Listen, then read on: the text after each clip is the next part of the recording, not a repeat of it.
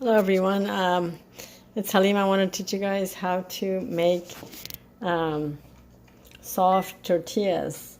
I basically, in here, I put 2 packages of yeast, the self-rising dry yeast, and I'll have the measurements, but I added it with warm water and with a little bit of sugar, but like I said, I'll have the measurements in the description. Then I left it in the microwave covered for about 8 minutes, or you could leave it a little longer, and then I could just see all the foam that you could just see how it looked like. And then here I've got the flour and salt. I put sea salt. This is the flour I use. Doesn't matter, you could use whatever choice of flour you like. I like the one with the wings. I haven't tried this one, but I'm going to see how this one comes out. And then I put some, the dry milk, which is the red milk, not fat dry milk. And then this is the Hudson cream flour, and of course the sea salt. I also got some oil. And like I said, I already put that in here and mixed it with the flour. And then I also warmed up some milk. I'm tripling the recipe, so it's a lot more, because I want to freeze it in the, I'm going to add this, actually I'm going to do it later, add the milk gradually in there, and then stir it. It's better to just do it, I don't know, a little bit at a time, and mix that up, and then add more. I'm just using my hand. That's how we make dough. And actually in my country they use the dough itself. They leave it overnight and it becomes sour. They don't have powdered yeast. So in here I just use the regular yeast because I didn't have the starter and I didn't want to make it from scratch. I don't know, I guess I'm getting lazy in America. So anyway, so I'm going to add more of this flour, and then it's not like cake, I guess you don't have to do it gradually. I'm going to add the milk in there, and then the oil, and mix it all up like so. And then it's better if I just do it in the sink. It's going to be easier, less mess. So I'm going to leave it in the sink, and then that way I have a good handle on this. What I'm showing you guys, you're basically just taking, using your fingers on the back, and then put it back in here. I've been making dough since I was probably 9. And then I used to carry the dough in a woven, straw basket that was covered with material, and it had some flour on it. And then we make like big, like huge, like, I don't know, bigger than this, balls of the dough after it was risen, and to know if it's risen, it gets bigger, but also if you tap on it, it makes this noise, and I'll show you guys on the next step on how to do this. You could add flaxseed in this if you want to make it more healthy, or a hemp seed. I haven't done it like that, but there are a lot of doughs that has the different kind of seeds in it. So I guess I should try that. But so as you can see, that it absorbed all the water right now, so now it needs more water.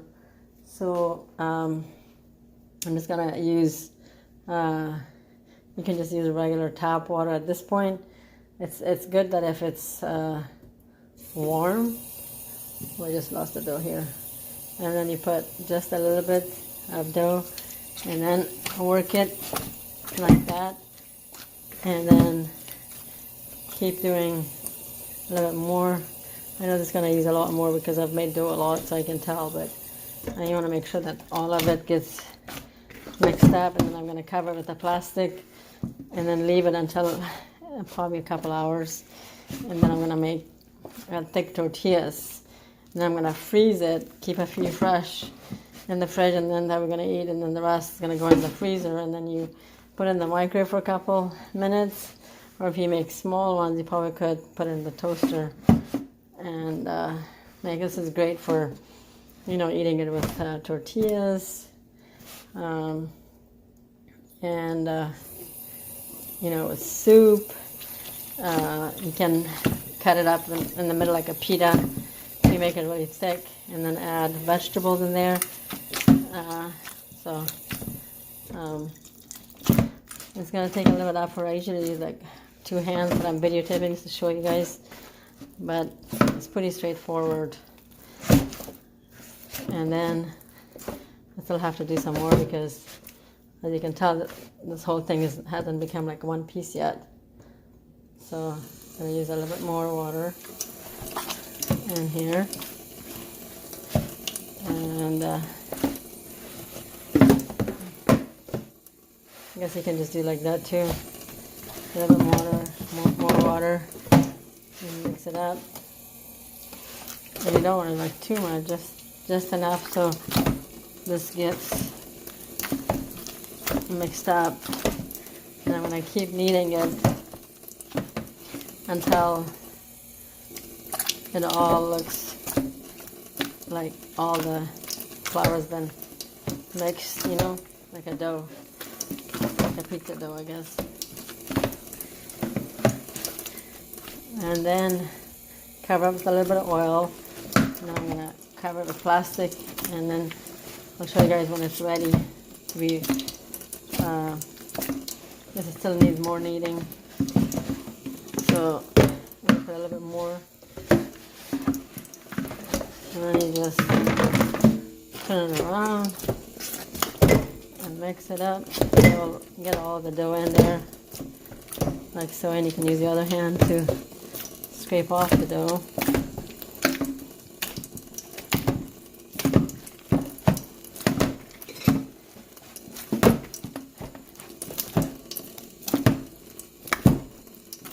I know it's easier just to buy it, but it's nice to make fresh bread at home. I just cook it over the stove. Back home they use these big ceramic ovens. The guy has a cover. It looks like Halloween sort of, because they have to cover their whole face except the eyes, around their nose, and their mouth is not closed. And then they have material over their hands so their hand doesn't get burned. And then they use this